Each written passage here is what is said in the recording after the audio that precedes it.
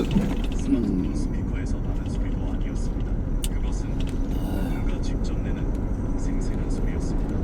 낮고 단단하며 서두르지 않는 여자의 목소리가 그가 한 번도 들어본 적 없는 멜로디를 부르고 있었습니다.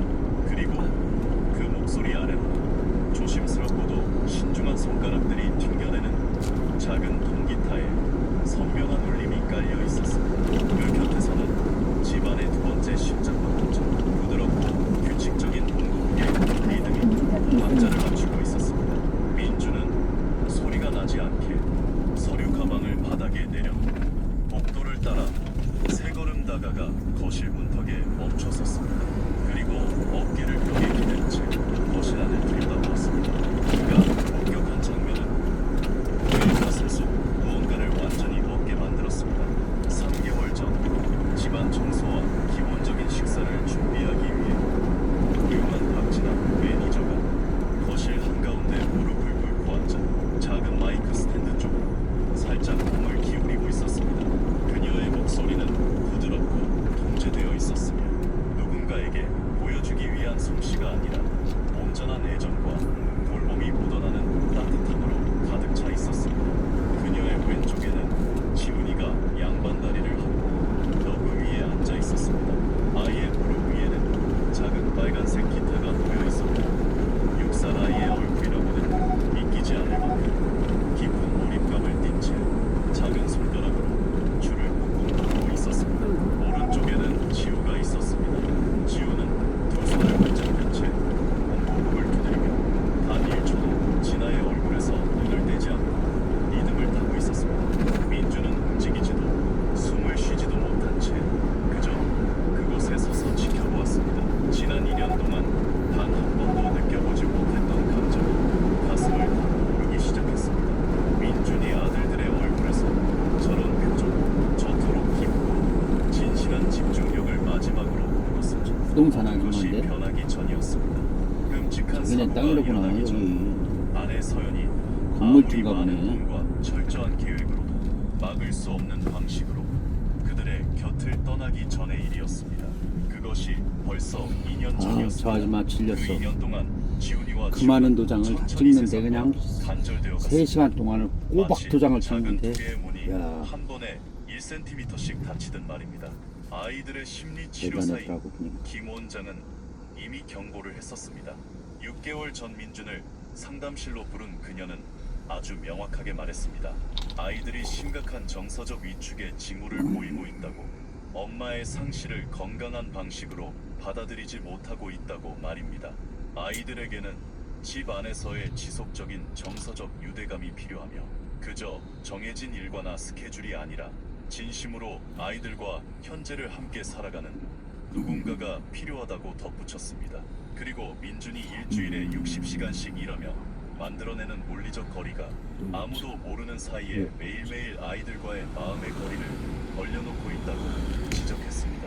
민준은 들었고 동의했고 변하겠다고 다짐했습니다. 상담실을 나설 때만 해도 그의 결심은 진심이었습니다. 아주 깊은 진심이었습니다. 하지만 월요일이 되자 당장 미룰 수 없는 해외 투자자의 전화가 걸려왔습니다. 화요일에는 반드시 그의 결제가 필요한 회사 내 위기가 터졌습니다. 수요일에는 회사의 향후 5년을 결정지을 만한 거대한 계약이 눈앞에 나타났습니다. 일찍 퇴근해서 아이들과 바닥에 앉아 놀아주겠다던, 아무런 방해 없이 온전히 아이들 곁에 있어 주겠다던 그 스스로와의 약속은 다음 주로 미뤄졌고 그 다음 주, 또 다음 달로 계속해서 밀려났습니다. 그러는 사이 아이들은 점점 더 조용해졌습니다. 멀어졌고 자신들만의 세계로 깊이 숨어 여기 들어갔습니다. 농약 결국 아이들은 창고 형 아빠를 온전히 매점? 사랑하지만 농약? 아빠가 거의 농- 곁에 없는 커다란 저기 집에서 생기네? 숨만 쉬며 살아가는 두 개의 작은 참 몸집이 농약사 생기네? 되어버렸습니다. 원남 농약사? 그런데 지금 복도에 서서 수입 기타를 잡을 줄 필름 아는지도 몰랐던 아들들이 악기를 농업법인 연주하고 지나가 노래하는 모습을 지켜보는 순간 인삼농장? 민주는 그동안 자신이 방치했던 거리감의 무게가 한꺼번에 짓누르는 것을 농약법인 느꼈습니다. 삼성농장? 오늘 아침 회의는 무려 4시간이나 이어졌고 회사를 삼성농약사 확장시킬 파트너십을 체결했습니다. 회의실을 나설 때만 해도 민주는 오늘 하루 1분 1초가 모두 같이 있었다고 느꼈습니다.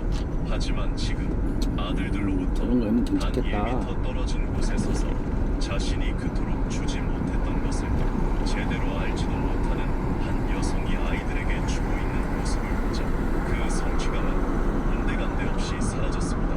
그 자리는 산업적인 그것도 이름, 농사법인 재무제 행위인가 숫자, 보네. 회의 안건에 줄글도 붙일 수 없는 무언가로 채워졌습니다.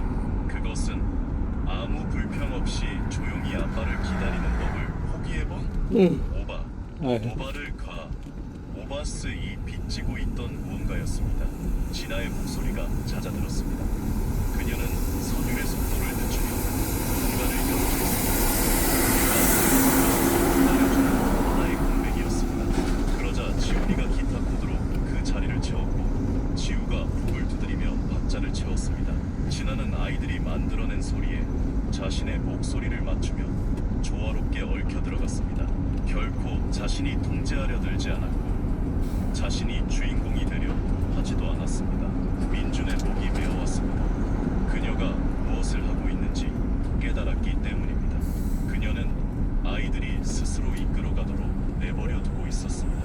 아주 오랫동안 그 누구도 이 아이들에게 해주지 않았던 일이었습니다. 눈을 감고 그냥 느껴봐. 진아가 지우를 바라보며 참 많이 들어갔네. 마지막이 말했습니다. 지우의 어깨는 잔뜩 긴장한 채 귀비까지 뻣뻣하게 굳어 있었습니다. 틀려도 괜찮아. 완벽하지 않아도 그냥 마음으로 느끼기만 하면 되는 거야. 어떤 차이인지 알겠니? 지우는 천천히 고개를 끄덕였습니다. 아이의 어깨가 이완되면서 공고 북의 리듬이 달라졌습니다.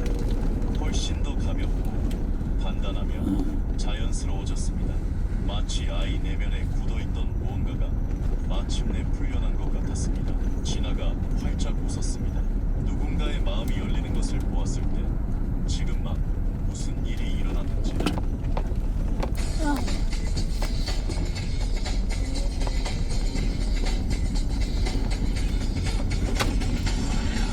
약 500m 앞 시속 90km 고정형 단속 구간입니다.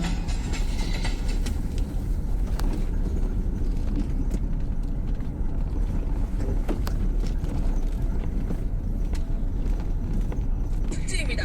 올해 행성은 누구? 조국이 아주 좋으면 공고 북의 리듬이 달라졌습니다. 훨씬 더 가볍고 단단하며 자연스러워졌습니다. 마치 아이 내면에 굳어있던 무언가가 마침내 풀려난 것 같았습니다. 진아가 활짝 웃었습니다.